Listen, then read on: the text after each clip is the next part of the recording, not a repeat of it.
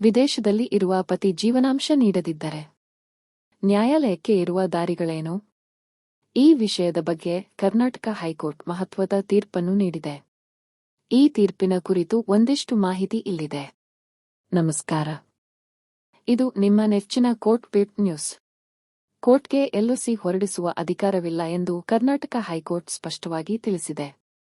ಕರ್ನಾಟಕ ಹೈಕೋರ್ಟ್ನ ನ್ಯಾಯಮೂರ್ತಿ ಲಲಿತಾ ಕನ್ನೆಗಂಟಿ ಅವರಿದ್ದ ಏಕಸದಸ್ಯ ನ್ಯಾಯಪೀಠ ಈ ತೀರ್ಪು ನೀಡಿದೆ.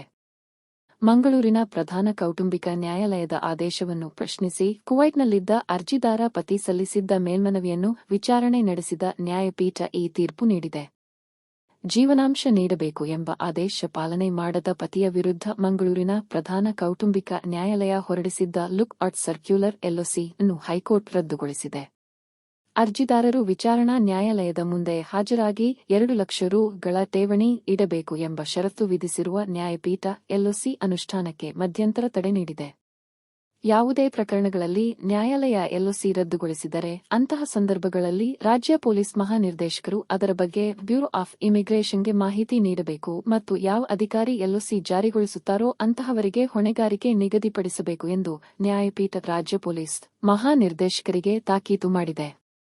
ಒಂದು ವೇಳೆ ಆ ಅಧಿಕಾರಿ ನ್ಯಾಯಾಲಯದ ಆದೇಶವನ್ನು ಪಾಲನೆ ಮಾಡದೇ ಇದ್ದರೆ ಅಂತಹ ಅಧಿಕಾರಿಯ ವಿರುದ್ಧ ಇಲಾಖಾ ಶಿಸ್ತು ಕ್ರಮ ಜರುಗಿಸಬೇಕು ಎಂದು ಆದೇಶಿಸಿದೆ.